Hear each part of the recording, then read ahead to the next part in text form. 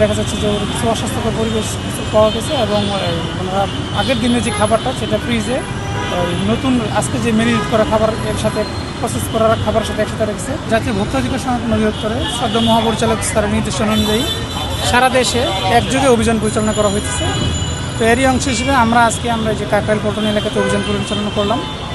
এখানে আমরা মূলত প্রথমে কসমেটিক্সের দোকানগুলো দেখলাম, তারপর কাপড়ের দোকানগুলো দেখলাম। সেখানে কিছু বাইরের বলা হয় যে পাকিস্তানি বা ইন্ডিয়ান কাপড় বিক্রি করা হয়, সেগুলোকে আসলে যথাযথ আছে কিনা বা ওনারা ক্রয় রসিদ রাখে কিনা, তারপর মূল্যটা অযাচিত কিনা, এই বিষয়গুলো আমরা দেখছি। ওনাদের সেখানে তেমন কোনো ব্যর্থ পায়নি। কসমেটিক্স এখানে কিছু ব্যর্থ পেয়েছি। ওখানে তারা আমদানিকারকে স্টিকার ছাড়া কিছু কসমেটিক্স রাখছে, তাদেরকে সতর্কতামূলকভাবে 2টা প্রতিষ্ঠানকে জরিমানা করা হয়েছে।